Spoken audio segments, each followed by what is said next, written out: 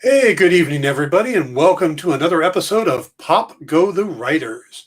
Tonight we are joined by my co-host and former Marvel, wrote Gotham Girls and Captain America, Paul Storrie. Say hello, Paul. Hello, Paul. And by the way, Gotham Girls probably came out from DC. Wrote Gotham Girls and Captain America. Yeah, see, that's that sound feedback I was talking about. Ah. And we have returning guest, Lance Karutz. Is it Karutz or Karutz? Karutz. Karutz. Okay, I got it right. Knees. How you doing, Lance? I'm doing well. I'm being attacked by a small orange beast, but, it's a good way to make him internet famous, right? Yeah. We're not doing a Garfield episode. We're doing Falcon and Winter Soldier, though. Excellent. Well, I can just say he's Goose, and, we're going to see this return to Captain Marvel next episode, right? Oh, there you go. You have your own Flurkin.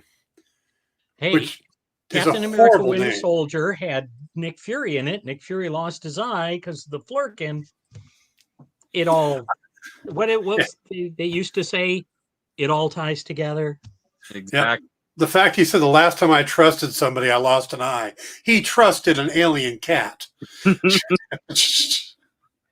Well, he didn't know it was an alien cat. By that point, he did. It had already eaten the Tesseract and Skrulls or Kree or. No, it hadn't eaten the Tesseract. Oh yeah, because then it spit up the. Never mind. Spoilers. Yeah. Oh, you're right. Let's go ahead and put that up. Spoilers for Captain Marvel, which came out several years ago. Yeah. Yep. Was it 2019, 2018? I think it was 2018. I think it probably had to be 2018, but I don't know anymore. All right, guys, let's go ahead and jump into this episode. This was an interesting one. The thing I keep hearing online was everybody going, oh, they went all John Wick. And then you find out the creator of John Wick wrote the episode. Oh, nice. I did not know that. Derek Kolstad. Yeah, he wrote this one and the next one. So, yeah. Which is interesting. But it's like, how much does John Wick influenced by the writers? Well, it turns out a lot. A lot. Yeah. Well, but to be fair, it's not like the Winter Soldier and John Wick aren't, kind of simpatico in there. Yes, true. Yeah. Though it was much more Sharon going John Wick on this one. Yes. Yeah. Or to tie it into the MCU, going Miss Parker, who is also played by Mockingbird from Agents of S.H.I.E.L.D. So see it all. Adriana Pilecki. Pilecki. Yeah. Okay.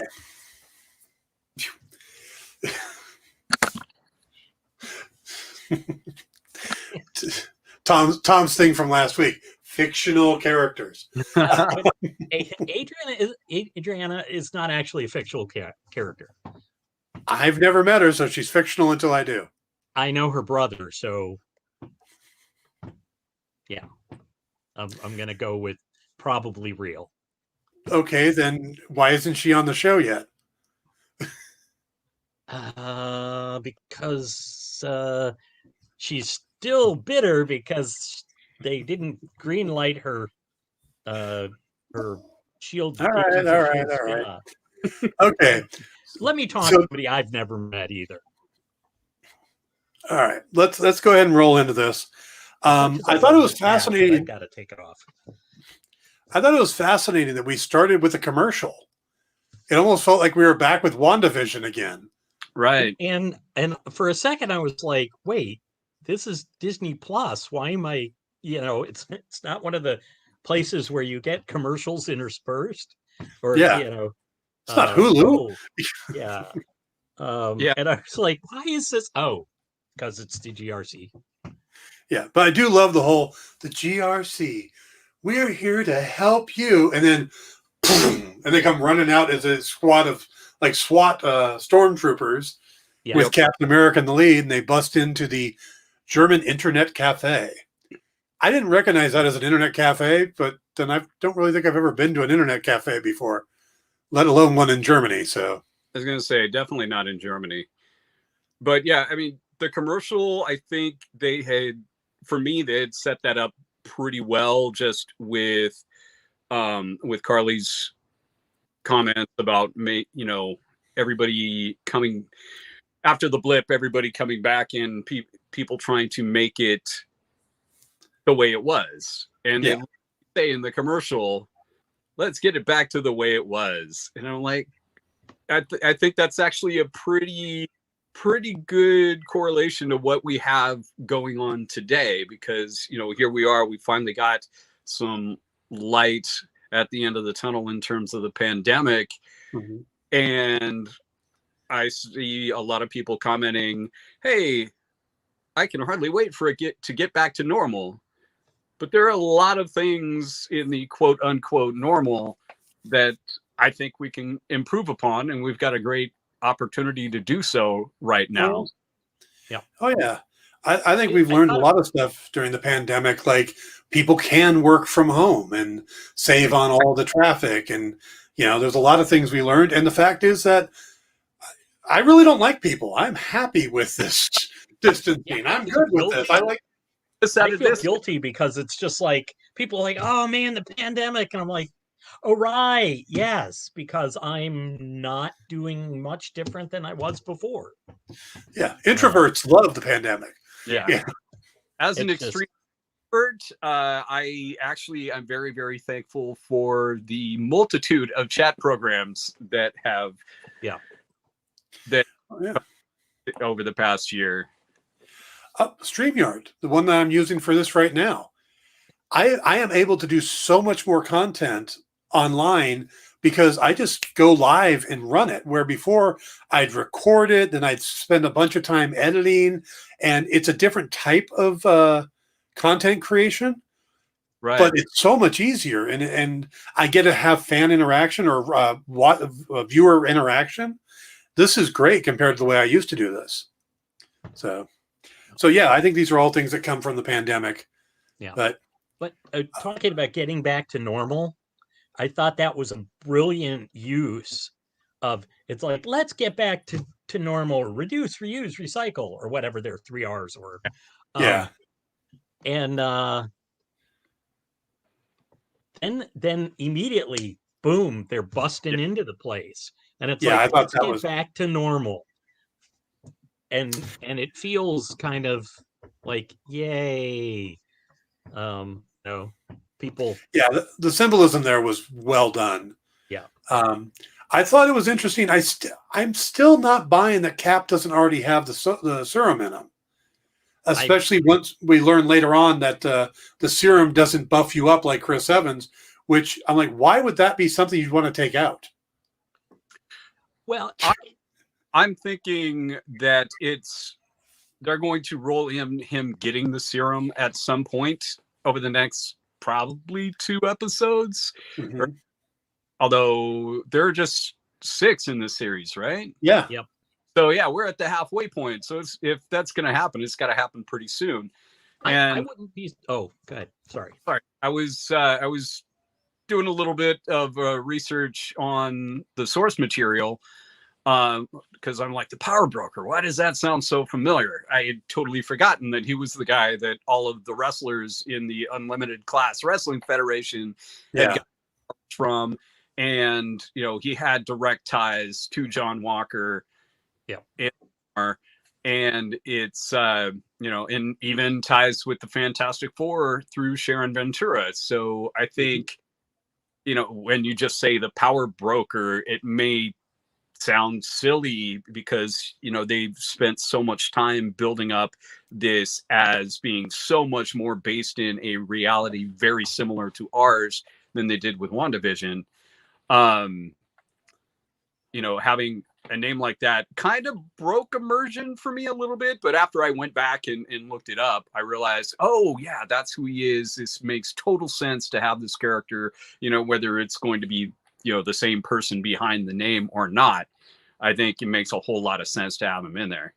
Yeah. I think that's part of why they went with the graffiti to make sure that it looked ominous. Yeah. As well, so people aren't really focused on, because anybody's a power broker, right? I mean, that's a common political thing. But and that actually thing I wanted to say about I would not be surprised if Lamar and John get their injections at the end of the series. Like they end up scavenging a couple of vials and then become like a something to carry over. And I think that the thing was that with John busting down that door, I think that was mostly the shield protecting him from the impact. It wasn't that one that got me. It was him jumping from the helicopter onto the moving trucks, him falling off the helicopter, some of the ways he throws the shield. But the other thing is that these little slips of anger, which are part of the side effect of the serum that the power broker came out in the comics. It made this like roid rage type thing. And seeing him slip into that is what makes me think he's already gotten it. But the thing that I was feeling on that, though, is Erskine says if it makes you more of what you are. You give it to a bad man, he gets worse. You give it to a good man, he's better. And I think what they're doing is showing us this negative side as I'm doing this to like show a progression where you can't see it. But I think they were showing the negative side so that when he gets really over the top, although I don't know how much more he could be, don't you know who I am? Yeah. But I think that it's to show that when he really goes off the deep end, it's because of what he brought with him. Right. But then again, he's not actually getting Erskine's serum. He's getting some bastardized version of it. Sure. Yeah. Sure. Though I am starting to really like Lamar. Yeah, he's much more reasonable. He speaks German. I mean, it's like, can we just give him the shield? Sorry, that just reminds me of the Simpsons line about, well, no good-hearted person speaks German, or no bad evil person speaks German. With the Sideshow Bob trial. Yeah. All right, let's move on to Zemo and the Prison Break. Really, they're reading Machiavelli. He wasn't actually reading Machiavelli. He was reading a comparison book between Machiavelli and I cannot think of the other person. So it's not. He wasn't actually reading The Prince. He was reading about Machiavelli. Well, still. That's just so hammer on the head. Yeah, it's like, here, you are down to a smoldering ember. Let's throw some gasoline on you. Yeah.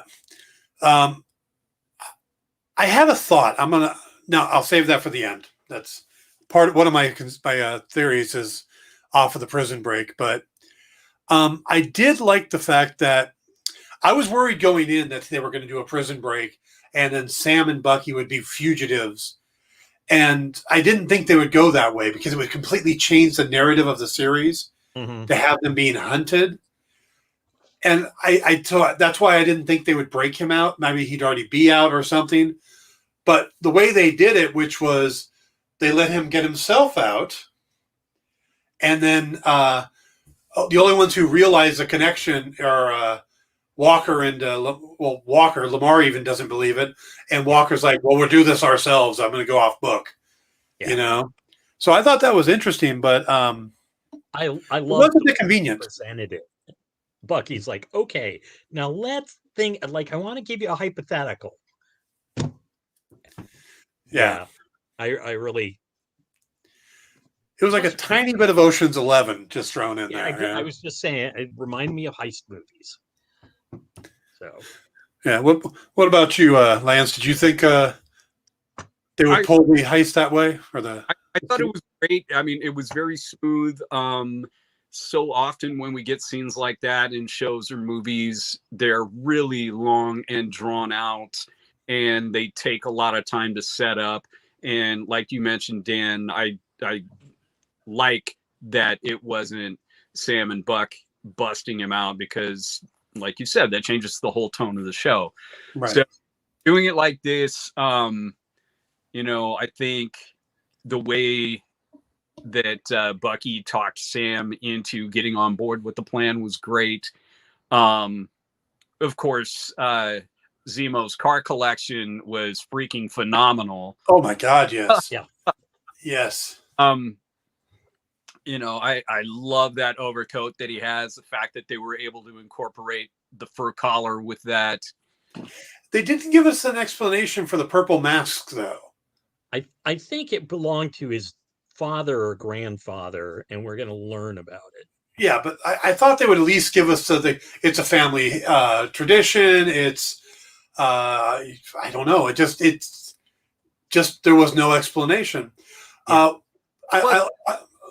Let's stick with Zemo here. Zemo in this episode may be my favorite character, between his little comments just to egg him, the dancing at the club, the critique of Marvin Gaye's Trouble Man and how spot on he was. And Sam's then like, he's out of line, but he's right. he's right. Yeah. Yeah. I just really enjoyed Zemo in this episode, which I didn't necessarily enjoy him in Winter Soldier. This is like a completely different Zemo. Well, sorry, go ahead, Lance. You. Well, I was going to say, I mean, to me, Zemo is just, he's so confident that everything is exactly how he views it. And, you know, there's a certain calm that comes along with that sort of mindset. And I think that, to me, is like what makes watching this character so interesting. Is it doesn't matter what he's doing. He's almost always got the same, you know, he's got a very small range of facial expressions for the most part. But he's clearly capable of showing emotion, like he does when he meets his butler at the plane. I'm really looking forward to seeing what they continue to do with this guy. Yeah. Yeah. I couldn't help but be reminded of the line people use, "Lord, give me the confidence of a mediocre white man." And he's not mediocre, but he's just got that white frat boy, lots of money, kind of like, oh, it's easy to have swagger when you have all the money in the world and you didn't have to do anything for it. Yeah. But he doesn't flaunt it like so many people in that position do. Yeah. It's simply the way things are. Yeah. He definitely has that aristocrat thing going. Once you never realized it because they didn't make a point of it in Winter Soldier. One maybe minor Easter egg I picked up that I haven't seen anybody else notice yet is that after the fight scene in the shipping yard, he comes up in it looks like a 66 or a 67 Pontiac Firebird. And Zemo had another character name, Phoenix. Yep. So I'm wondering if they gave him a Firebird as kind of a nod to his other alias. Well done. I noticed that the car, but didn't think about the connection. My mom had one like it, so as soon as I saw it, I went, "Oh, it's a Firebird." Yeah, I wanted that car so bad too, and she sold it. Yeah. It's like my brother's Mustang. He had a 68 Mustang that my family sold out from under me because I was only like 8. I do like the fact that my note simply says, "Oh yeah, I'm rich, bitches," because that's pretty much how it was. Walking along like, "Oh yes, I'm rich. I'm a baron," until your friends destroyed my country. Yeah. It was just such a throwaway, but so important at the same time. And there's something about that I will mention when we get to the end, because there's there was something about that line, and then something he followed up with later that I had a bone to pick with this fictional character. Yeah, but no, I do like the fact, and the old butler guy and how he's willing to, the food might not be good. Well, give it to our guests then. Yeah.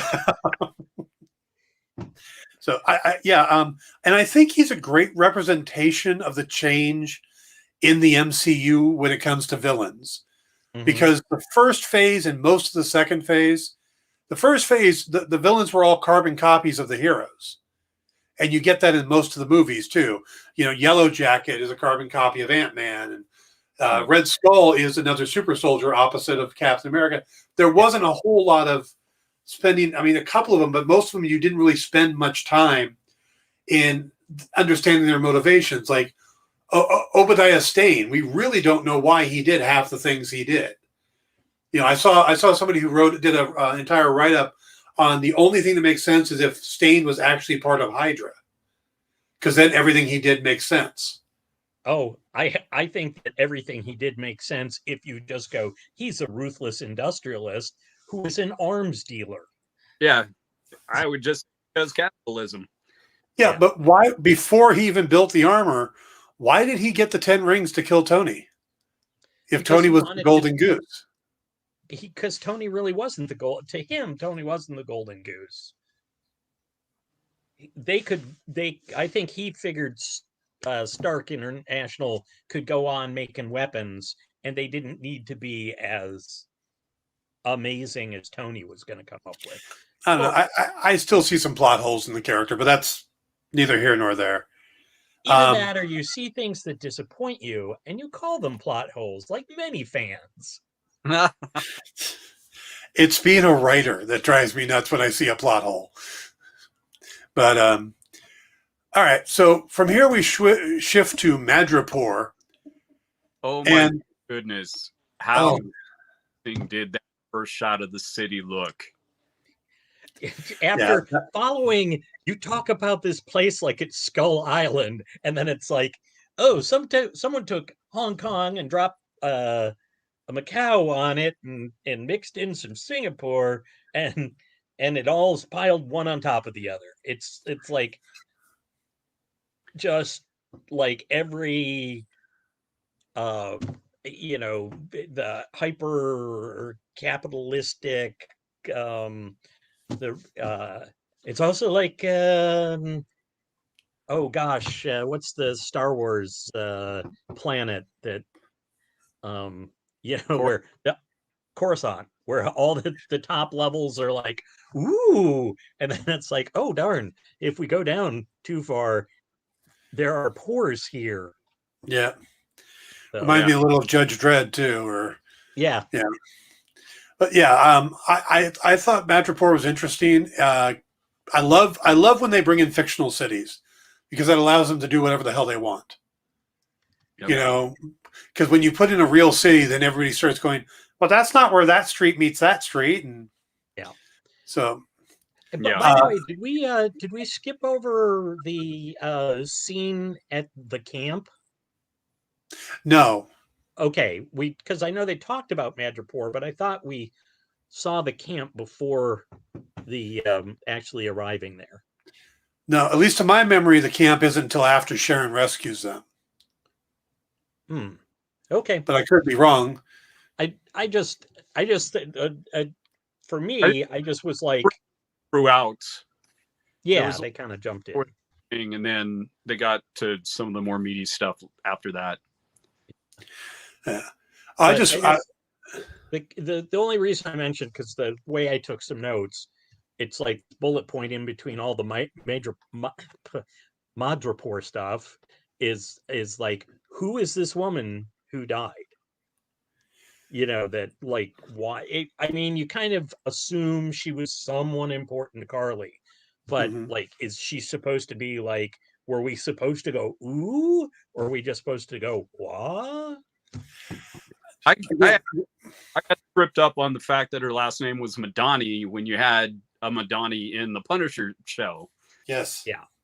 This was Danya Madani. Yeah. Although, or they call her Mama Danya. It could also be like Smith. I mean, Could be. or the same, or the person who named her knows the same Madani that the person who named the character in The Punisher. Could be. 'cause- I have more on that particular storyline near the end as part of a theory. Okay, So, but back to Madripoor. yes, Madripoor, the smiling tiger. What a vague reference that was. Woo, Jeez. shout out to Fabian Nicieza and Mark Bagley. Yes, The golden yes. circle is in the house. Now, was that an actual picture of Anthony Mackie done up, or was that just another actor that looked a lot like him? I think they just picked somebody who looked like him, but Yeah, there was a little bit of a difference in the jawline. Maybe he was the stunt double. Yeah, could be. could be. I just loved. Why am I the only one dressed like a pimp? Yeah, and Zemo's like, only an American would call a fashion-forward black man or an African man a pimp. Like, Yeah.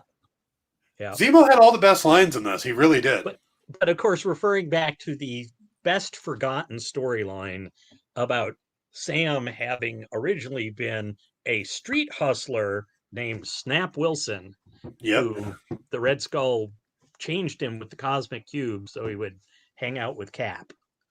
Yeah, Snap Wilson. God, I am so glad they moved him to Louisiana. And Part of his origin now. Is it 2 or 3? Yeah, they got rid of a lot of that stuff. There's some problematic stuff in the Marvel universe. Oh yeah. Yeah. The comics. Well, of course, the comics were a product of their time, which does not excuse it. I'm just saying that, when you look at it now, especially, you go, "What the?" And at the time, at the time, I was like, "Oh, I don't like that," but it didn't outrage me to the extent because I was a snot-nosed, privileged little white kid. So, time a lot of that stuff was actually written, it was actually considered progressive. Yeah. True. Yeah. I just missed I even at the time I went, man, couldn't they just have one black character that prison or something wasn't involved in his origin story? Oh yeah, Luke Cage. Yeah. Although I'm sure Tony Isabella would point out that that Black Lightning did not have prison as part of his origin story. No, he was a teacher. Yeah, that was Tony did break the mold on that. Yeah, though I do have some issues with Tony on a personal level, and he'll call you out if you don't mention his name anytime you're talking about Black Lightning. Yeah. Well, I've known Tony for a long time, and I admit it. He is very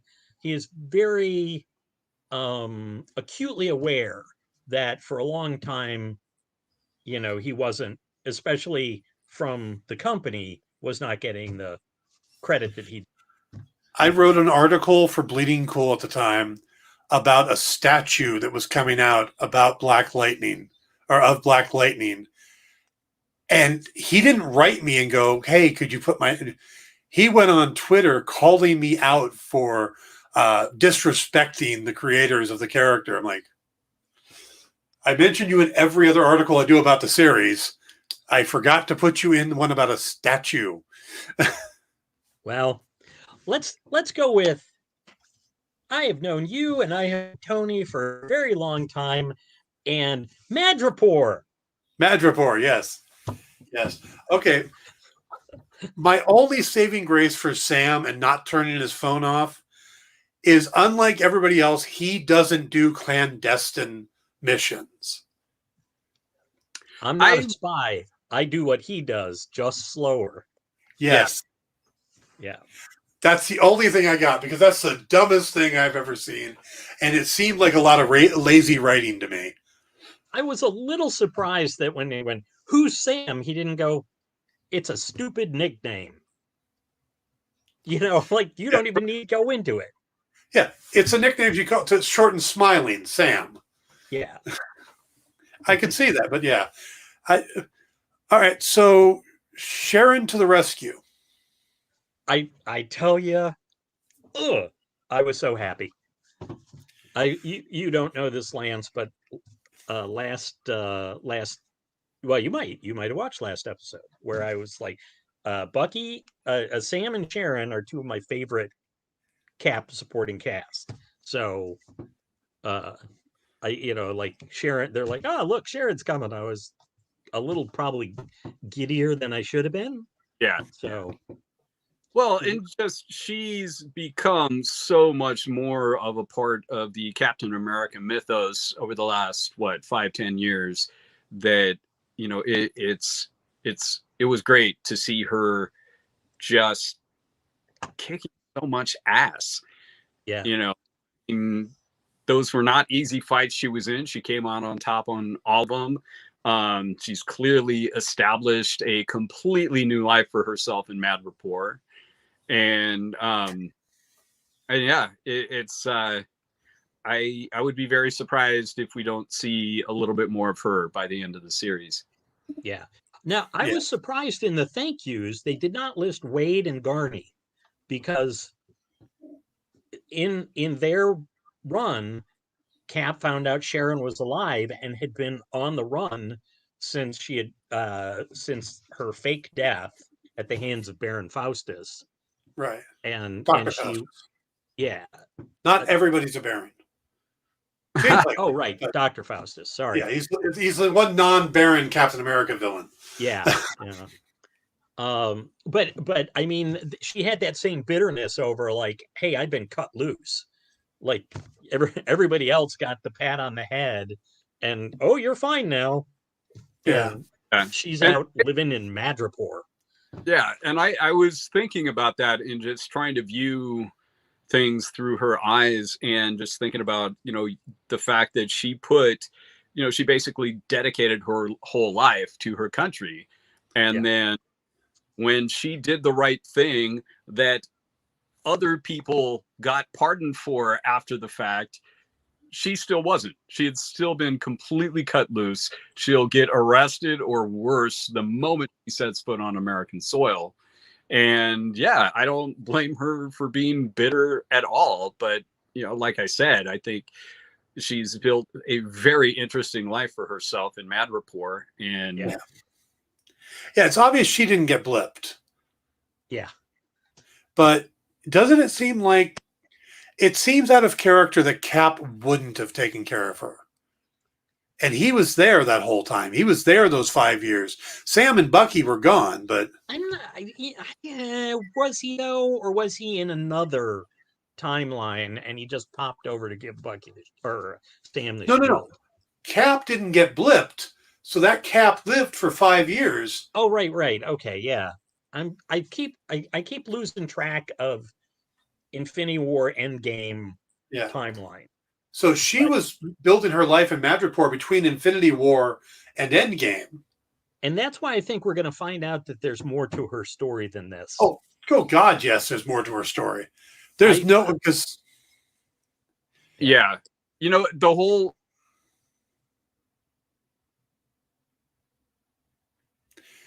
You've got Lance. You've gone quiet. Yeah, sorry. Somebody keeps trying to call. Oh. So the way she keeps, the way she exited the episode, getting in the backseat of a car, talking to somebody who's obviously part of whatever organization she's built for herself, it screamed, this is the beginning of a spinoff to me. Yeah. So I wouldn't be surprised to see that we'll get an Agent 13 show at some point. Yeah. We've got two problems, and their names are Sam and Bucky. Right. I mean, or they could be Bucky and Zemo, or I think she's working for somebody. She's running an op, but she couldn't let them. A, she couldn't let them blow up the op, and B, she couldn't leave them hanging. Yeah. No matter. The online spec seems to be, a lot of people seem to think she's the power broker, and I do not think that's right. No, because they're like, well, they killed Selby to keep her from giving away the information. Selby wasn't given any information at that point. She'd already figured out that Sam was fake. Yeah. So she killed Selby to protect them. Yeah. Selby had literally just said, kill them. Yeah. So, and in the alley, when she took out a couple of the biker guys, she easily could have taken out Zemo if she wanted to kill Zemo right there and never show up. Could have been just done. So I think she's either one of two things. Either she's working for Fury undercover, or she's working with the Flag Smashers. Because her whole thing about their heroes are hypocritical and all that, and how she, I could see her kind of going that way because of how her country kind of left her to hang out dry. Yeah. And the Madripoor is where the Flag Smashers came out of. Right. That's where Carly and the guy she talks to, Desmond Chimes' character, Dracov, or whatever it is, they both come out of Madripoor. Yeah. Yeah. So I could see her actually working with them, and that explains later on how Carly already knows that Nagel's dead. Yeah, it does.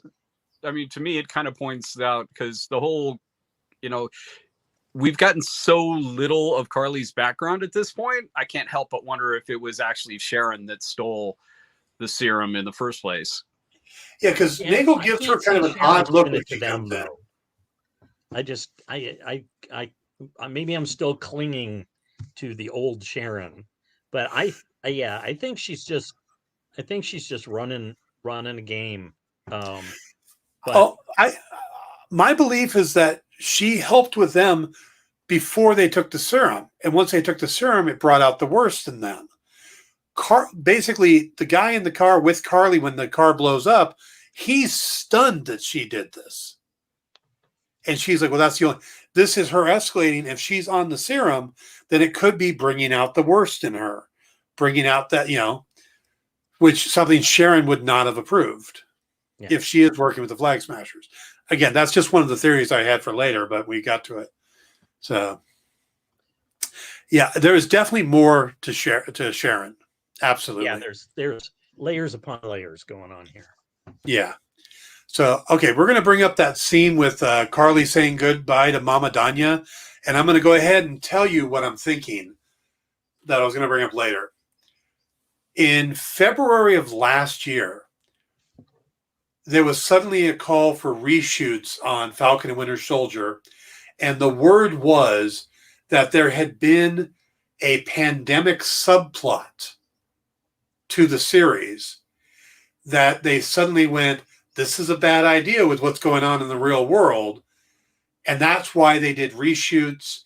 They had rewrites to do, and why it got pushed back to behind WandaVision, because they needed more time to do the reshoots to take out this pandemic subplot.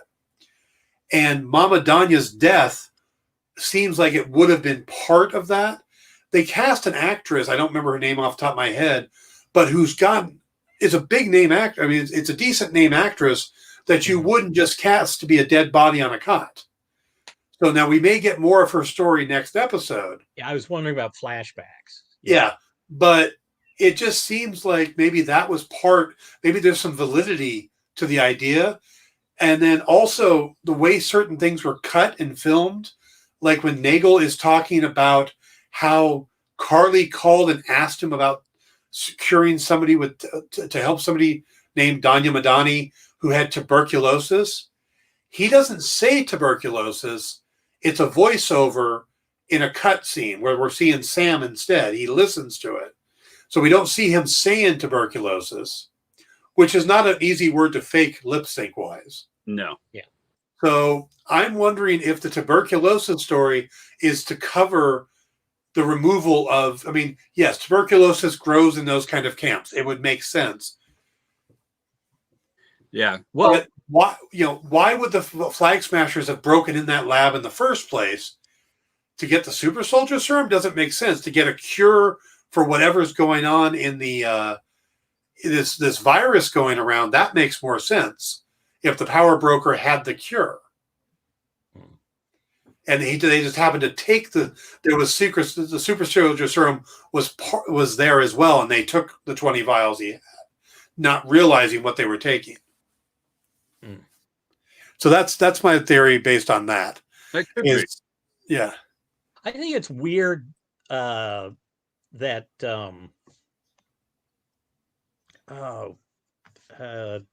carry on. It was a half-formed thought, and it imploded as soon as I started on it. Did you pick up anything on that? How it did seem to cut a little weird, and Lance? Something did feel off about that, just going into the infirmary and having so many people there. I mean, I know a lot of what the Flag Smashers are trying to do in this show is to help people who have been displaced, and everything. But yeah, there was a different vibe to that scene. So you could be right. And I mean, if you are, great. I mean, those reshoots and rewrites could not have been cheap. And, that just says good things about Marvel as a studio, that they were willing to do that. Because, yeah, I think having a show that leans heavily on a pandemic happening would have been really, really heavy in these days. Yeah. Leading on a pandemic during a pandemic, probably not a great idea. Yeah. One thing that I wanted to mention that we kind of glossed over because we were talking about like Zemo and his whole shtick this time. It's like Sharon's like, that's the container, where the secret lab is. And Sam looks in and goes, it's empty. And Zemo's like, oh, no, I will go and look for... I know he's not German in this version, but he's like, oh, I'm going to go look for the secret door because I'm a supervillain. I would have had a secret door. Where Sam was just like, oh, it's empty. Don't worry. You have the same Sokovian accent as everybody else in the movies. Yeah. It fades after 2 words. Yeah. There were a lot of regions in Sokovia, and each one had their own accent. Yes. Like this block here and that block there. And Elizabeth Olsen has had all of them. She moved around a lot as a kid. She did. Yeah. So it also kind of explains at the end when the thing blows up, they kind of pan and look at these vials that are sitting there. We already know there's no more super soldier serum in the thing. Why are we taking time to look at vials? Because blow up a lab. I assume that it was because he's trying to reformulate it. I see a lot of people online going, well, maybe Bucky took one of them on the way up. For what? I'm just, yeah. Yeah. It was just so, they're like, oh, this is the guy that was trying to redo the super soldier serum. Oh, Zemo killed him. Because after all, that's what Zemo's whole thing is. We don't want... Yeah, that was totally on character for Zemo. Yeah. How they didn't, sometimes they forget who Zemo is. Mm-hmm. Because they're busy. Oh, yeah. They're trying to find out stuff. And then it's like, oh, yeah, Zemo. He's a manipulative jerk who has his own agenda, but he's got the dance move. That's right. And drive. He can drive. But now I thought it was interesting that they brought Wilfred Nagel into the story. In the comics, the Power Broker works with Carl Mullis, who is, mad scientist abound throughout all of Marvel. He's done, he's the one that gives the second Falcon his abilities. He converts the armadillo, just all those characters. But he had also been used in Jessica Jones. Yes. Yeah. So it kind of makes sense that they want to go. And then, but of course, Wilfred Nagel is from the Truth comic series. Right. Is the one that did the experimentation on Isaiah Bradley. So then that makes sense, them at least using the name. Yeah. They were, casting around for, okay, what can we call him? Because God knows MCU versions are not always very close to the comic versions. Oh, true. Yeah, Wilfred Nagel looked like for example. Yeah, I mean, his background and stuff is all different, but still awesome. Nagel looked a lot like a live action version of Sergio, or it looked like a cartoon version of Sergio Aragonis in the Truths comic. Oh, I was like, huh? He didn't look the Truth anything comic like Sergio. Yeah. Yeah. But yeah, I thought it was interesting that they brought that character in, and the story they gave was interesting. Just how he worked for Hydra, and then he worked for CIA, and then he got blipped, and then he worked for the Power Broker when he came back. Yeah. He's like, who will pay me for what I want to do? Yeah. Which then makes me think more about, well, then who's the Power Broker that he'd be interested in this? I just saw an interesting theory, and I think you've mentioned it too, Dan, that it's the computer consciousness of Arnim Zola. Zola. I almost said Zemo, and I'm like, there's too many Z's going on. My three favorite candidates for the Power Broker are Arnim Zola, Red Skull, or the Leader from the Hulk series, Hulk movie. I don't think it's going to be the Red Skull because, to the best of our knowledge, there's no way for him to get back to the planet. It's been 5 years. He had some time. But he's changed. He was the kinder, gentler Red Skull. Do you really think they're not going to bring him back some way? Well, they've already shown a willingness to not use Hugo Weaving. So what happened with Hugo Weaving is they didn't want to pony up the money that he wanted for the cameo. But Hugo has said he enjoyed playing the character. And I think if Marvel actually came to him with the dump truck of money, he would be happy to come back. And Marvel did go to him in the first place and tried to get him. But when they couldn't make it work just for a cameo, that's when they went with Ross Marquand. Yeah. And it was interesting to me because I kept going like, that does not quite sound right. I know he's a tremendously talented impressionist. Yeah. But it just wasn't quite there for me. Yeah. But while we're talking about the lab, they made a big deal out of there were 20 vials. Yes. So there's still like 12 doses out there. Yep. So. Right, which kind of puts another ticking clock because there's 12 more people that can be turned into super soldiers. They got to stop. Well, there's only 10 more people because we know John and Lamar are going to get it. Well, in the comics they do. You don't know here.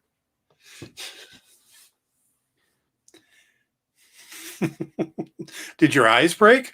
That was my I'm trying to make your head explode with my mind. I thought some of the dialogue in the episode was really interesting. Sharon talking about the hypocrisy of being a hero and calling Bucky Mr. America, Cap's sidekick. And of course, Bucky's response of, she's not very nice, or she's not nice anymore. And this was the point I was trying to make about the MCU villains, is that with the Disney Plus shows, they can spend so much more time on character building and having these kind of discussions, which I think is awesome because you could do it in the comics and just, Chris Claremont a page where you got 90% dialogue balloons and 3 little pictures, but you couldn't do that in a movie. So, mind you, I love Chris Claremont's writing, but he is a little word heavy. Oh yeah, there is a lot of it to love. Yes. Yeah. And that was one thing, I mean, not just in this show, but in WandaVision as well. The fact that we do get to see what life was like for people, just little glimpses here and there of what life was like, both during and after the blip. And to me, that's probably the thing that helps flesh out the entire cinematic universe even more. Mm-hmm. Mm-hmm. Yeah, I agree. Right now, I'm really looking forward to Hawkeye because I think it's going to show us what it was like to still be here after the blip. Yeah. Or after the snap. And, being the guy that lost his entire family. So I'm hoping that that's a focus of the series, and that maybe he's not adjusting well to them being back. And that's why he's now running around with us, teaching someone else. And, But I think that they've got Pizza Dog in the stills, so it's already the greatest show in the history of mankind. Yeah, so long as they cut him into wedges and not into the squares like that hideous some Chicago thin crust / oh wait, that's not what Pizza Dog is. No. I one jumping back just 1 second about Sharon. I'm reminded of a line from Shakespeare. Methinks the lady doth protest too much. that she's doing it as part of her cover. That she's just bitter and she hates because I don't think she's gonna hate Steve. No, or as he may be now, Uncle Steve. Yeah, I think if anything, she's not on the run anymore, or she didn't get a pardon because she's undercover. Yeah. Because there's no way Steve would forget somebody. Yeah. Just don't see it. Yeah. Especially someone he's kissed, because he's only kissed 2 people. Well, no, 3 that we've seen on screen. Yeah, Stormer. Wait, do that again? He kissed Natasha. Oh, I'm sorry. Oh, yes. By the way, Don McPherson agrees with us. Sharon clearly still on the job, not on the run. That's just the cover. Yeah. Well, I just think who she working for is. Yeah. Who she working for is the. Yeah. Is the I key. just hope it's not the GRC. And we're not going to find out that the GRC is like the Skrulls. Well, the GRC is probably Thunderbolt Ross, and he's running everything. And he's building his own Thunderbolts team, and he's going to recruit Zemo at the end of this. I can't see Zemo playing second fiddle. No. But they did in the comics, so who knows? Yeah. All right, so Carly escalating things. Oh, wait, Don has another comment. Well, that scene with the other woman she meets at the end of the show, she's still a government agent. I thought that scene was interesting because we really don't know who that lady is. I know a lot of speculation online is, well, that's her driver. That's how they got there. She drove them there. But that's like a little 4-door car or 4-door sedan. And we know Bucky and Sam don't do well in cars when it's just 3 people. 5 people? Yeah. No, I agree with Dan, but I would change one word in that. She's or at least phrase it differently. She's working for a government. She's not necessarily working for the U.S. government. Yeah. Plus, they've never really established what the government looks like after the blip, because how many of the government has? I mean, Tom last week we had Tom Hodges and his wife Terry as our guest last week, and Tom put out a theory that maybe Ross is now president because he was basically 4th in line in succession, being the Secretary of State, and if all the 4 people in front of him, if the president, vice president, secretary, Speaker of the House, and President pro temp all got blipped, he would suddenly be the president. Mm-hmm. So, we're not sure what the U.S. government even looks like at this point. All we've seen so far post blip is Spider-Man: Far From Home, WandaVision, and now this. Yeah. By the way, I can't believe I didn't mention this when we were talking about Carly, casing and breaking into the GRC depot. Uh-huh. Why is nobody screaming about the X-Men connection? What was the X-Men connection? Right on the X-Men emblem was right on the gate. There was a circle with an X in the middle. The X-Men emblem was on that gate. I'd have to go back and look. There was another X symbol in Madripoor as well that people pointed out, and I'm like, just stop. Oh no, but this is I'm sure this is a do not enter sign that's probably like typical in Europe, but not here. But it is literally a red circle and X against a blue background. I'm like, hey, Don's backing you up.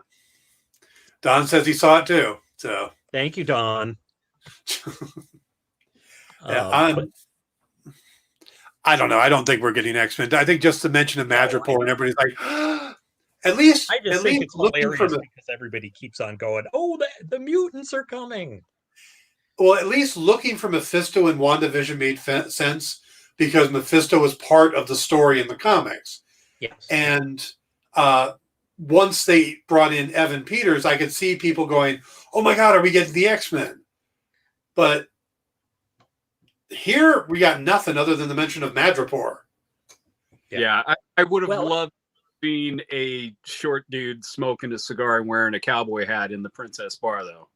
That would have been good. Yeah, but they didn't go into the Princess Bar. They went past the Princess Bar to the Brass Monkey, that funky monkey.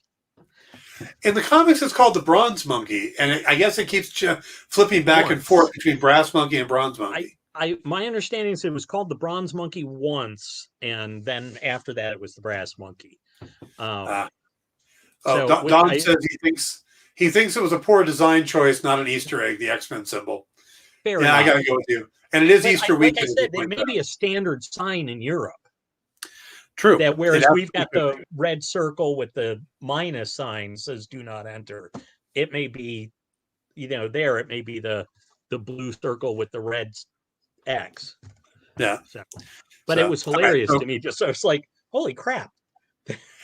I did notice when they were outside and they were talking that Carly talked about having wanted to been a teacher. Yeah. And the character that she's the gender bend of, the Carl Morgenthau, started off as a history teacher and then became the Flag Smasher. Right. Because so I really like a weird bit. I know. I like though there was I'm trying to think. It's a guy I know named Kyle Northrup who isn't a fan of the Marvel Universe because they don't do enough ties to the comics.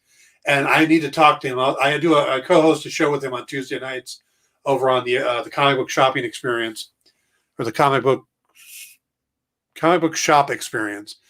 And I need to talk to him about that because that seems like the type of little Easter egg that he wants in there. They're talking about, oh yeah, because Carl was a teacher. And yeah, but there's a limit to how much you can do. I mean, you're trying to tell a story. You're not just trying to go like, here's fan service. The fact that they do as much as they do. Yeah. And they do a good job of not going over the top with that. But but we get our moments. Again, like seeing the sign for the Princess Bar. Like I was watching this episode with my teenager for the first time the other night, and like I think she kept throwing me dirty looks because it's like they showed Madripoor and it looked exactly like how I pictured Madripoor would look. And I was like, oh, and then they showed the sign for the Princess Bar, and I'm like, ooh, just like. Yeah, there's a lot of fan service in there, and I really appreciate that. But then it seemed like Zemo putting his mask on just long enough to blow up a gas line and kill a couple people and then take it right back off seemed a bit fan service to me. Yeah, and he clearly want them to see that he had it in the first place when he stuck it in his bag as he was grabbing everything out of the car. Yeah. Well, you have to explain it. If you suddenly pulled out a purple mask in front of any of your friends and it's not a Comic-Con, they're probably going to ask what the hell's going on, aren't they? Forget I've worked at video game companies for the last 10 years. That kind of stuff happens all the time. Oh yeah, fair point. And plus, it's like the people who go like, well, you'd have to be crazy to dress as a bat and fight crime. Not in the DC universe. In the same way, oh, he pulled out a purple mask and put it on. He's running around with the Falcon and the Winter Soldier. What, like, I mean, True. that's. I did think it was interesting though that they were like the power broker sent the message to Zemo in the bar. I've got a message from on high. You're not welcome here. And I'm like, what did Zemo do? Because he obviously did something to piss off the power. Because everybody else seems to be welcome there. There's a deleted scene in Civil War, but I'm trying to remember what it was. He kills some people while he's trying to get to as a setup, and they cut the scene. But it could be power brokers people. You know, so there is something. I'd have to look it back up, but I came across it the other day. So there's so much information that comes out when these shows air. It's like, oh, you remember this? You remember that? It's hard to keep track of all of it, but most of the time, my answer is no. Yeah. I don't remember that. Or people like, oh, didn't you see that fan theory? And I'm like, no. I don't. Well, it's like those, which is it's like the reshoots they talked about last year. Yeah, not a lot of people are going to remember that. I just vaguely remember because I think I covered it for a story that there was a pandemic side plot that they were going to that's rumored to erase. So I think it was like Heroic Hollywood or somebody that had it. I thought, by the way, that her mentor, whatever, I thought at first she was one of the super soldiers and was dying. And I was like, they're going to burn out. And then it's like, nope, totally wrong, because that's not one of them. That lady.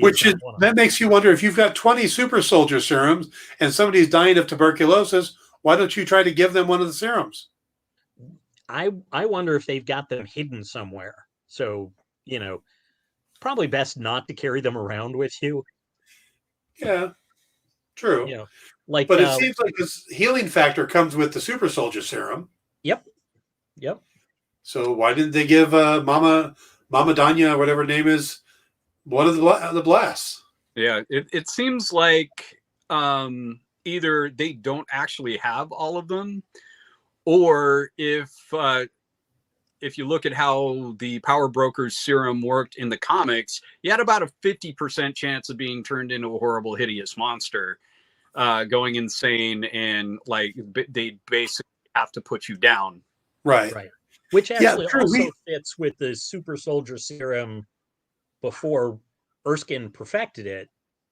Right. The skull. And that was, I thought, was interesting. They talked about, it felt like my blood was burning. And I'm like, funny, that happened to the Red Skull as well. Only for him, his flesh actually. Well, my theory, if my Zola theory works out, the formula they're using is not directly from Erskine, but Erskine's version from Captain America is from when Erskine did it to Red Skull. So it might still have those flaws in it that affected Red Skull, because it's Zola's kept that one going. Well, and even the one that the Skull used was not Erskine doing it. It was the Skull stole stuff from Erskine, because Erskine was said, well, I am not interested. I thought they worked together. That's my. I'd have to rewatch it again. Just I had a side thought on why Nagel seemed really proud of, and I brought this up a few minutes ago, but we didn't get to it. That Erskine seemed real proud, or Nagel seemed real proud that he had modified and optimized the serum so it didn't make you huge. And I don't know about you, but I look at Chris Evans and I'm like, I can look like that. Give it. I don't care if my finger. I don't care if my blood's gonna burn. Give me the serum. Trust me, I spent a lot of time trying to look like Chris Evans, and if only it were that easy. I think part of that is, I know with Erskine's serum, it also required the Vita-Ray treatment. Yeah. Right. So it seems like the Power Broker, Nagel's formula doesn't need that at all. Yeah, he did talk about not needing the machine. Yeah. And And I think also the idea is if you see Steve Rogers, you go like, ooh, I got to be careful with him. I mean, he's just gigantic. I remember the scene in Age of Ultron where he's ripping apart trees with his bare hands. Yeah. Or in Winter Soldier where he's holding the helicopter. I mean, he's just huge. That shot? What's that? Didn't he dislocate his shoulder on that shot? He did something, yeah. But he was, I mean, when he's that huge, if you're not that huge, people will underestimate you. And I think that is the idea, that it's optimized because no one's going to look at Carly and go, ooh, she's really dangerous. They're going to go, oh, look at she just broke every bone in my body. Yeah. But then again, it could also be just Marvel going, we really don't want to look for 8, 9 buff, really good actors. We want to find 8, 9 really good actors and not have to have them work out for 6 months and a year. And, you know, I mean, eating boiled chicken and broccoli. Yeah. I mean, for God's sakes, look at, a little close to home there, buddy. Sorry.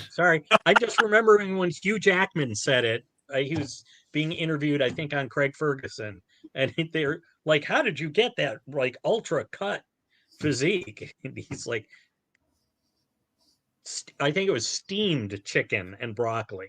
And he's like, I ate that for breakfast, for lunch, and for dinner, and snacks. And I look at, is it Kumar Najani? Yes. Yeah. Nanjiani. Ripped. Yeah. My God. Oh, for the Eternals. Yeah, that's insane. Yeah. I think he should sign, and he's going to be in Obi-Wan Kenobi as well. Yeah. But it's like, I would do every action movie I could right away and then just be done. Because he's 40-something years old already. So you know there's that window, unless you're like Liam Neeson or Sean Connery, that you can, that you can do action movies. But there's some Ford guy, I think, has done a couple of action movies after. 1 or 2, yeah. But you know what it was? I heard an interview with him and his wife, Emily, and he was talking about how he's kind of gotten addicted during the pandemic to working out to keep in shape, and she was just like she was a little, like, yay, but also kind of like, I if I remember correctly, she was also like, oh my God, he just can't stop working out. I think that's what everybody did. Either everybody worked out or completely gave up working out. Yeah, there really was no in between. Yes. Yeah. No one is coming out of the pandemic going, hi, I'm about the same as when I started. I think a lot depended on whether or not you were actually able to get your hands on equipment, because like I remember, because I go to a local gym around here and they started doing everything remotely, which was great. But trying to get my hands on equipment right at the start of the pandemic, like I think I got one of the last 3 workout benches that Amazon had on their entire website. Yeah. And all the stores, the weights were gone. My niece and her husband were trying to find fitness equipment towards the beginning, and they were just like, no, not there. Yep.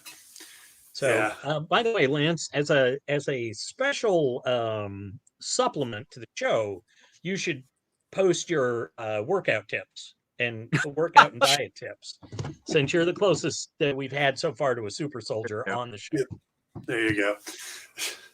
Okay, I brought this up a few minutes ago. We didn't get to it. Carly and, escalating to an explosion. And I think for me, the thing that sold that scene was the guy's reaction. Just the utter shock. There were people in there.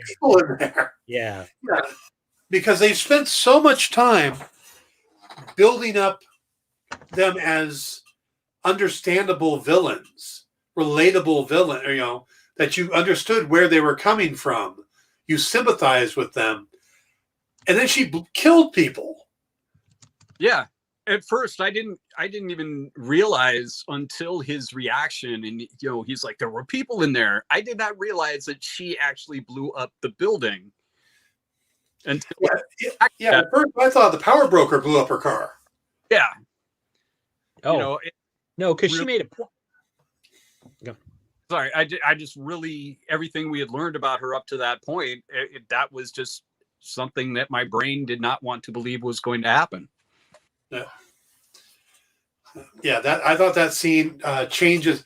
Well, it is the halfway point, so you are supposed to do some major shift changes in plot, and I think that did. And of course, the ending of the episode, which I thought was, they've been doing it every episode, and this is the way I actually write chapters in my novels, is give a little cliffhanger thing that makes the reader want to go to the next chapter. Well, and you don't see that a lot in TV shows in this type of format. But at the end of episode 1, we're introduced to John Walker. At the end of episode 2, we're introduced to Zemo, or reintroduced to Zemo.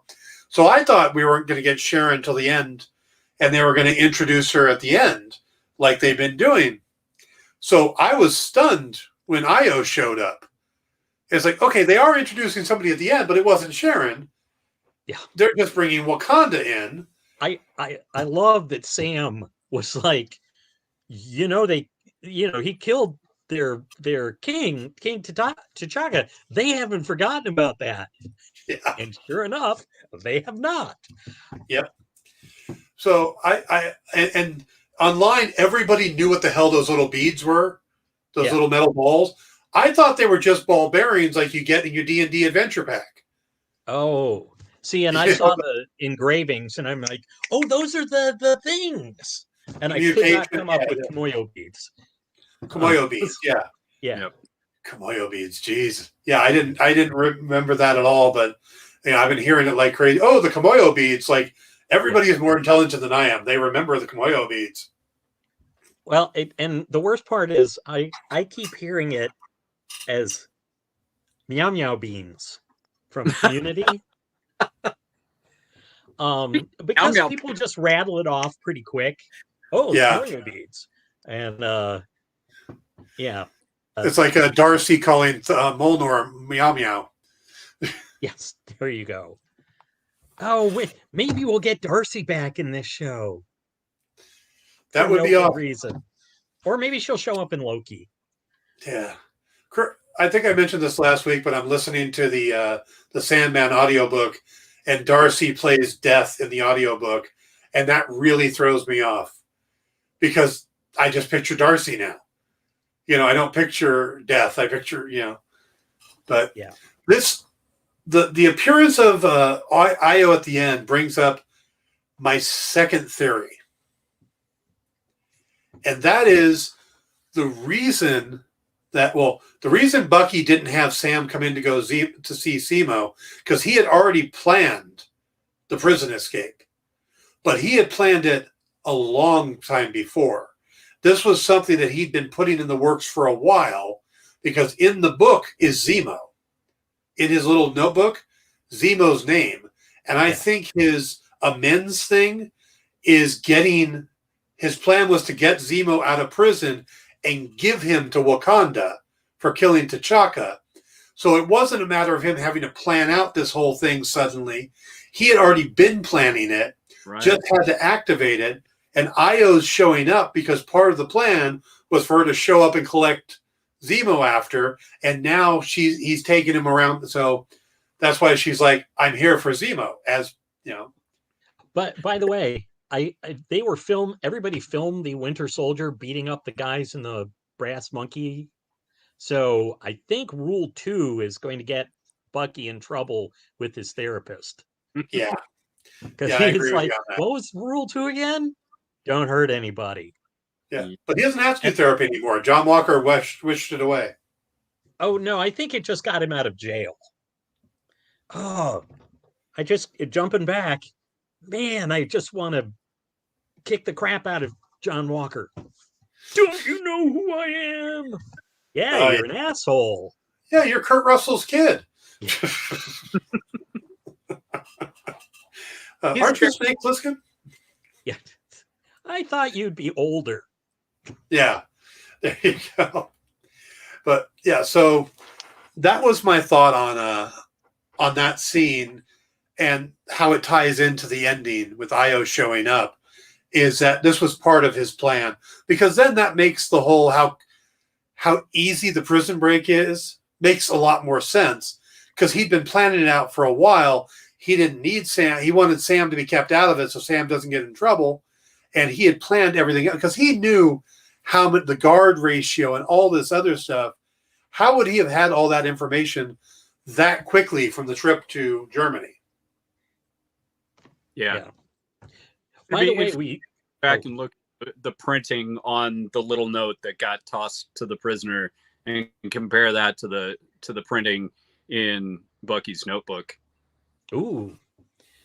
Yeah, see, I felt like Zemo had the whole thing planned out, but he needed someone to drop the note.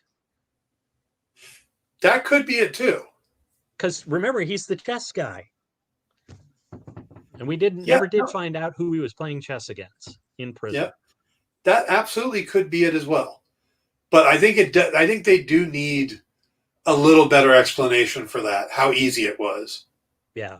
But just I know I'm doing this a lot, but just to quickly jump back to pre-Kimoyo beads, Zemo got all snooty about how Sam and Bucky didn't visit the Sokovia Memorial.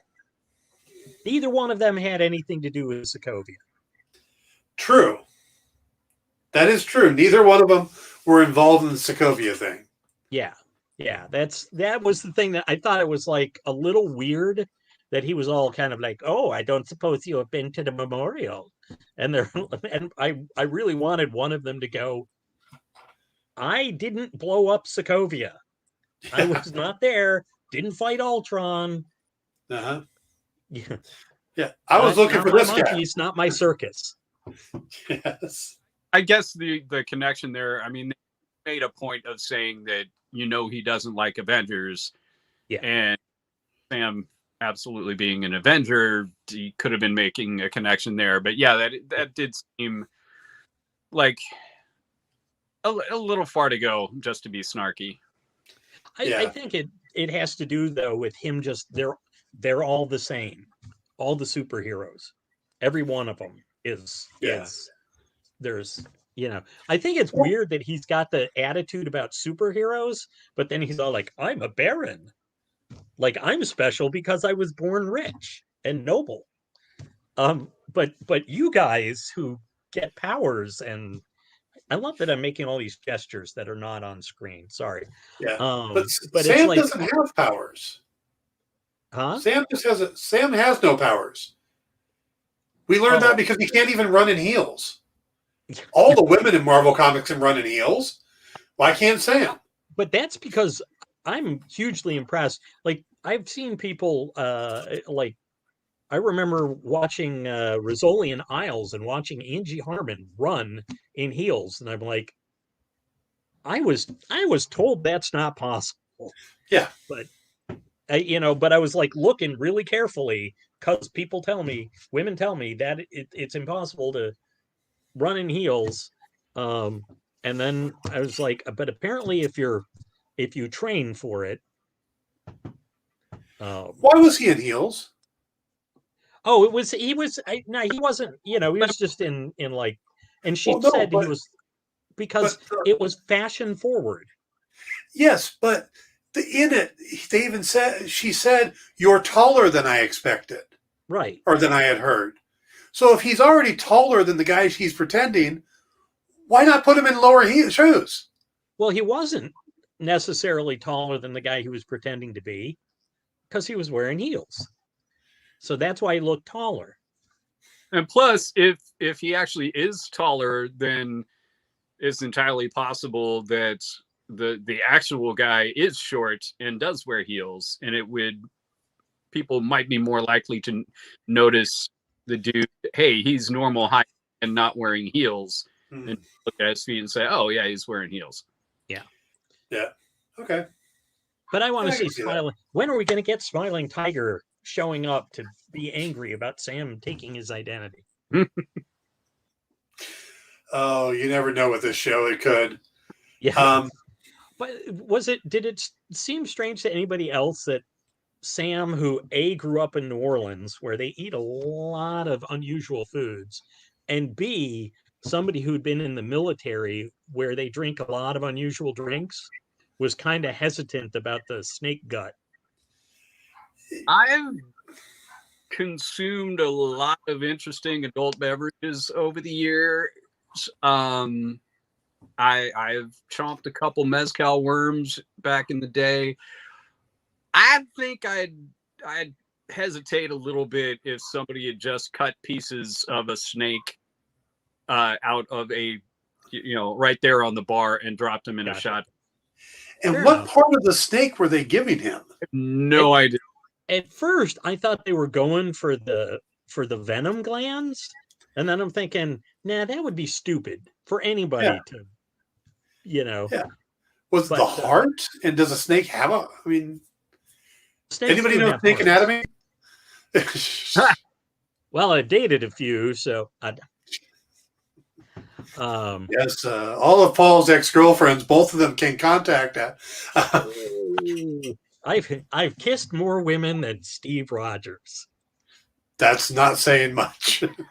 And technically, he actually said that he'd kissed somebody since he got back from, since he came out of the ice.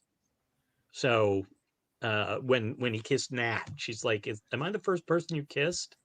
And he's like, "No." Well, here's interesting. Plus he kissed. There you go. Could be. Brian thought it was a snake egg. So, does that mean he has an egg incubated inside his belly now? Do you get an egg incubated inside your belly every time you eat an egg?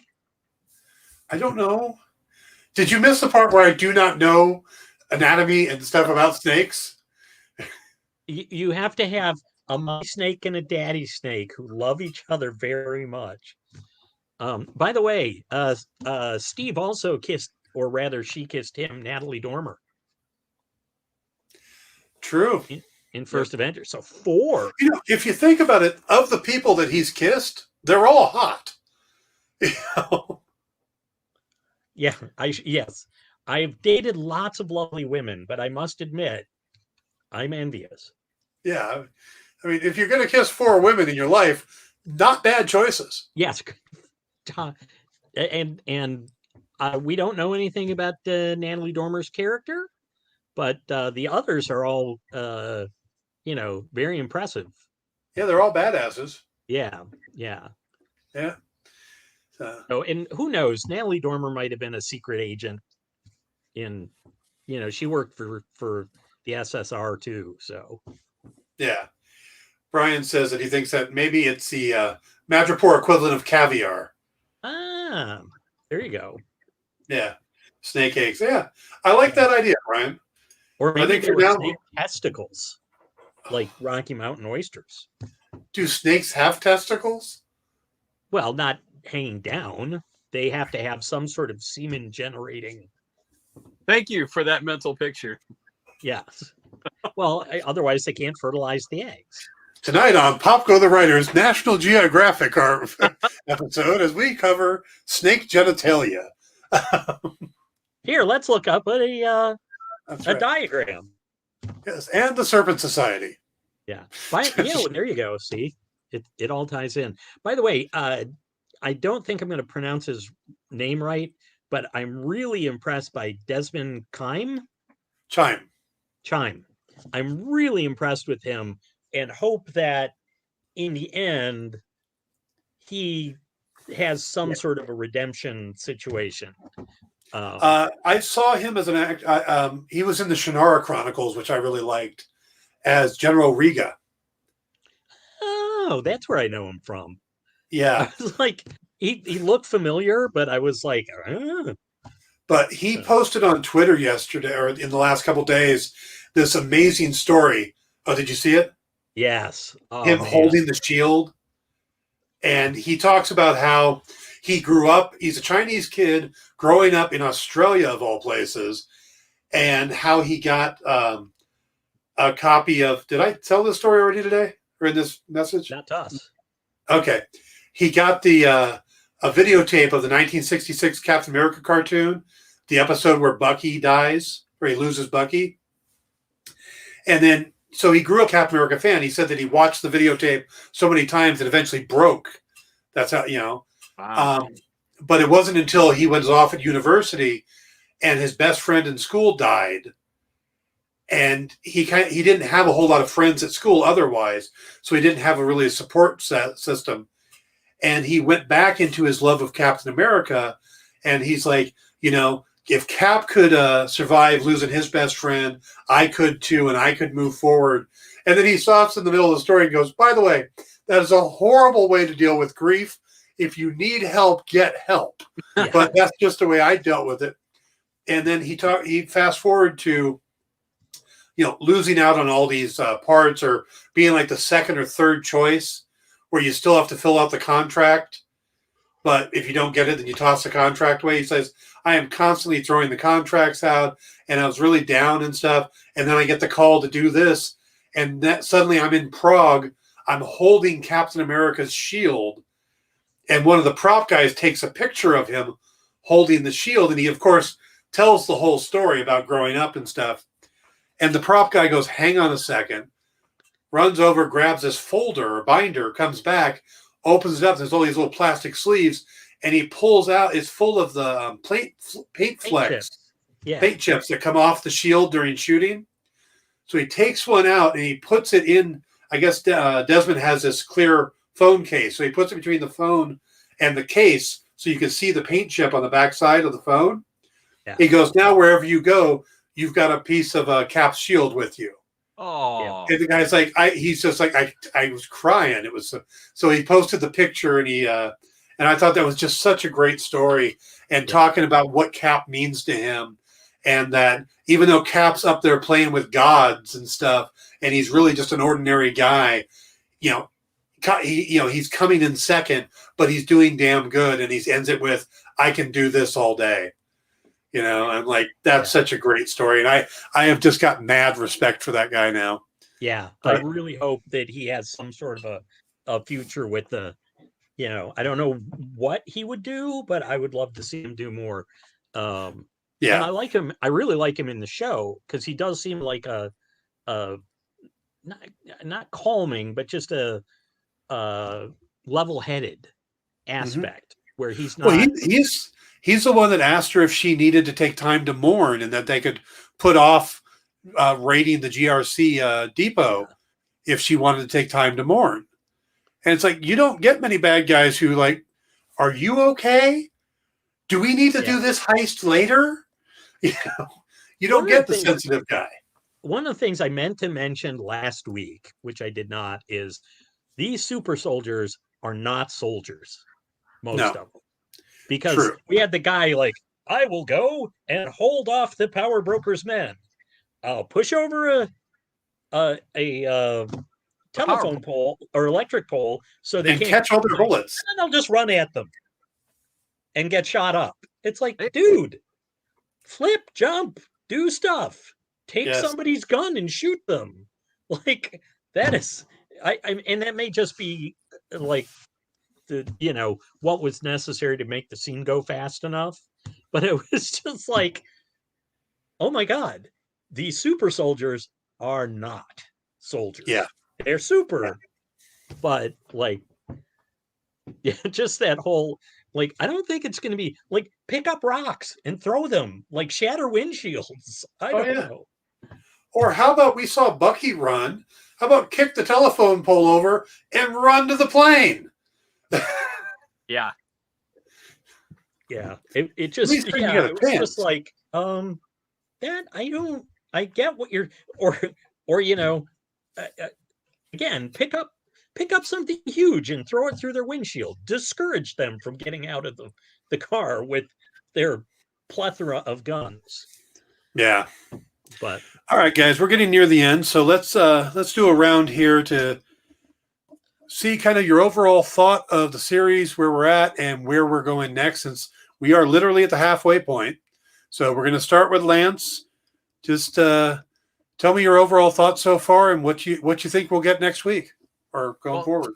I think the show's done a great job of establishing the characters, getting things running. Just the contrast between how this show has quickly gotten into the story as opposed to WandaVision, which was much more of a slow burn. I think is a great contrast. I think just since it's the first time I've gotten to talk to you guys about the show, I think having a show like this after WandaVision is a great balance. In many ways, WandaVision was almost a fairy tale. This is very much more grounded in as close to our reality as the Marvel Universe gets. So, I mean, it's fun. I mean, I hope we get a lot more interplay between Sam and Bucky. They showed a little bit of it in the trailers and whatnot, and we've gotten some great interaction between them. But I hope they just really start getting under each other's skin a little bit more in these last 3 episodes. In terms of where I think it's going, I fully expect that it was actually Sharon who stole the super soldier serum. And, we spent a lot of time talking about how it seems like her role behind the scenes could be much larger than she's letting on. And ultimately, I think behind everything is going to be Kang the Conqueror. Because, on a Dan podcast without blaming everything on Kang. All right. Yeah. What about Konos the Conqueror? Wait, different King. Sorry. I did love. You're not going to move your seat up, are you? No. Callback. Nice callback. I think that we are going to find out that Sharon is actually working for the U.S. government or some new iteration of SHIELD, because everybody came back, so theoretically, since Nick Fury, the original Nick Fury, turned to powder, that means that he's back. Yeah. So it doesn't, Nick doesn't have to be what's his face, the Skrull who was standing in for him, Talos. So I think we'll find out that maybe there is some version of SHIELD going on. I am now enamored with the idea of the power broker being Zemo or Zola. They were talking about the night vision cameras being green like Zola's screens, but I think that just is a 1970 computers had green lit LEDs, or LCDs. No, cathode ray tubes. Never mind. Not important. I think that the weirdly that the big confrontation is going to be Falcon and Bucky against Walker and Hoskins. I think that something is going to put them at loggerheads, because Bucky basically said in this episode, I'm going to get the yeah, if you don't want the shield, I'll get the shield. And he said somebody needs to be Captain America. And not Walker. So I think I just think that was, Bucky basically was like, nope, I'm not having that. So come hell or high water. And of course the previews showed Sam tossing the shield around. Mm-hmm. So unless we get flashbacks saying, oh yeah, Sam was practicing with the shield and Bucky was around, but then it doesn't tie into that whole, well, we're not brothers, we're not partners, we're not friends. Oh wait, that's 48 hours. But they showed that clip. So yeah, I think that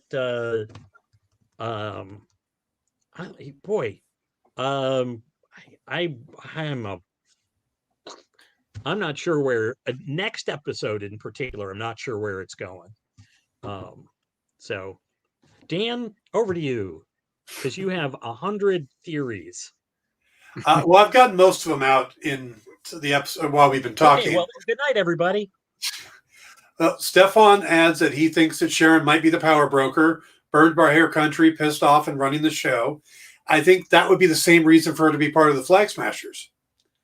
If she was. And I think with both of you, but that's because you are a Sharon Carter fan. Yes. And Don hopes Sharon's underworld cash is put to good use to bail out Sam's sister and pay off the boat. The renovation for the boat. I think that would be very nice. Why did Sam not go to Stark? Go to Pepper. Pride? And yeah, but like at least go, hey, can you co-sign for a loan? Well, you don't know how good a relationship Sam has with them. I don't know. To me, they're they're all Avengers, but yeah.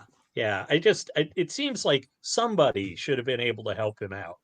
Hi, we've been back 6 months, and I know your husband's dead now, but I was wondering if I could get a loan. Condolences, by the way.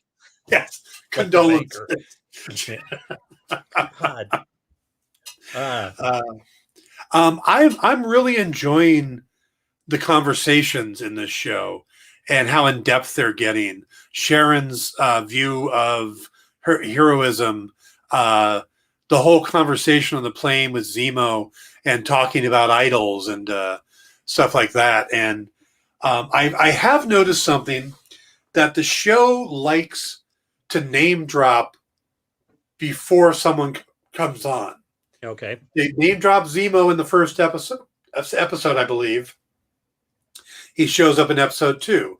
They name drop Sharon Carter in episode 2, and she shows up in episode 3. They name drop Wakanda at the beginning of this episode, and Io shows up at the end. Well, just saying, they name drop Red Skull during that scene on the plane. It's possible, and this is a show about super soldiers, and he's technically the first super soldier. And oh God, we got to get more Isaiah. Yeah. According to Malcolm Spellman, the writer, episode 5 has got a big cameo in it. Not even going to guess who that's supposed to be. But, and that's going to be the tearjerker episode. So I have a feeling that's going to be the Isaiah Bradley episode. I assume that when he says a big cameo, it's going to be Paul Rudd as Giant Man. It's gonna be Paul Bettany as White Vision. There you go. That's gonna be the cameo in all of them. He's just gonna show up constantly. I heard somebody saying that they thought Paul Bettany was the power broker, or Vision was the power broker. Because we don't know what happened to White Vision. Like, really? Yeah. Well, hey, do we really know that Haywood went to jail? Well, he was handcuffed, and Yeah. But, as Zemo said, people like us, we always get out. We always find a way. Yes. Which I thought was a really good line. Yeah. But I am really enjoying the dialogue on this series. It's funny because I don't really think of John Wick as being a great dialogue series. I mean, there's some great moments like, when Halle Berry is complaining that the guy went after her dogs, and John Wick's like, I get it. Yeah. It's like, that's great timing on a line, but the level of dialogue has been consistent, even with the change in writers. Derek Kolstad came in for this one and the next one. So I'm really impressed by that. I'm looking forward to the rest of the series because I think there's still a lot of unanswered little questions. Hang on a second. Don says, I believe WandaVision's timeline is more than 6 months out from the blip. No, it's It was just 2, wasn't it? it wasn't even. It was she came back to work 3 weeks after the blip. That's how quickly Monica went back to work. So it was only a month after the blip. This is supposed to be 6 months after the blip, and Far From Home is 8 months after the blip. So these two still take place before Spider-Man. It'll be interesting to, like, no one has said a thing. We're Sokovia, and no one said a thing about Wanda. Yeah. There was the line about wizards. Yes. And Wanda is wearing kind of a hat now. Yeah. Yeah. So she'll become the Scarlet Wizard. Exactly. Yes. That's that. I see that in the future. Good job. Amazing Preston. Karnak. Yeah. By the way, the best Karnak joke ever is Mount Baldy. Oh, was it up? Well, Yul Brynner's wife does every weekend. I remember that from being a kid watching Carson. Earlier with the jokes. But that's not my joke. That's Johnny Carson's joke. Oh, so you can't even come up with an original bad joke. You have to rely on other people. I see how that's so much better. Yes. Well, because my jokes aren't bad when I come up with a joke. Right. Yeah. Absolutely. Right. Scout's honor. All right, let's go ahead and wrap this up. Lance, thank you for joining us. You want to tell folks where they can find you on the social media? Yeah, LW Karutz, name spelled right there on the screen on Twitter, and that's about it. All right. By the way, just so you'll enjoy this poll, yes. Karnak, way to stay current with young viewers. Yes. Yeah. I think I don't know about Lance, but I think Dan and I really identify with Bucky a lot of times. Yes, we do. I haven't been dancing since 1943. Yeah. It feels like. Yeah. Looking at a dating app. What the hell? Yeah. Yeah. Yeah, I think being in video games for the past decade and working with so many people, let's just say not of my generation, has kept me a little bit, not to mention having a 16-year-old and a 10-year-old, has kept me a little bit more aware of wacky stuff the kids are into these days. I'm aware of it, but I go full on Eastwood and get off my lawn. By the way, Stefan had a really good thing. I mean, isn't Rhodey kind of Chekhov's gun at this point? There's a lot of Chekhov's guns in this series. Oh, and there's a lot of shooting going on. So, but I could definitely see Rhodey being called in. And by the way, Rhodey in an Iron Man suit. Yes. Since they're talking about legacy and everything, but no, I think he'd stick to War Machine. I think he wouldn't want to take Tony's armor. Well, so isn't that the same thing with Falcon not wanting to replace Steve? Ooh, good point. And Rhodey does become Iron Man for a while in the comics. Yep. Indeed. Yeah. All right, folks. Where can people find you, Paul? People can find me at Storyville.com, my website, at Storyville on the tweeters, and at Paul D. Story on the Facebooks. All right. You can look for me at Storyville on Instagram, but I almost never post anything, so it's very hit or miss. Oh, very cool.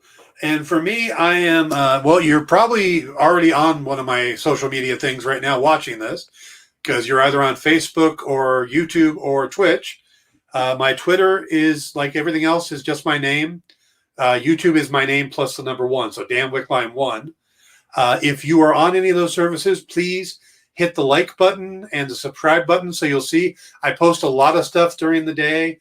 I did a reaction video and a review of the new Black Widow trailer.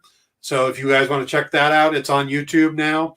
You can also scroll back through my Facebook and find it. But YouTube's the easiest way to find all my previous videos. And if you guys want to join me on Tuesday night over on the Comic Book Shopping Experience, I will be doing in stores this week with Kyle Northrup, where we talk about the newest books hitting the comic shelves. And last week we actually had a special guest, AEW wrestler Christopher Daniels joined us. So, yeah. Thank you for joining us, Christopher. Yeah. Paul, you were going to say something. I don't think I was. You had your finger up. Hand. Oh, because you said earlier that it's comics shop, not shopping, and then you repeated shopping. It's Comic Book Shop Experience. I think it's what the actual time. But they just call it the experience. But to find it, it's like _CBSE on Facebook. Okay. But so because I was trying to give you back what you had corrected it to last time. Appreciate it. So, all right, guys, thank you for coming. Thank you, Stefan, Don, Brian, and anybody else who popped in during our show. Please feel free to come in and comment anytime I'm on. I always love getting the feedback and the interaction. So, gentlemen, have a great evening. Happy Easter. And to you. And remember, half-price candy tomorrow. That's right.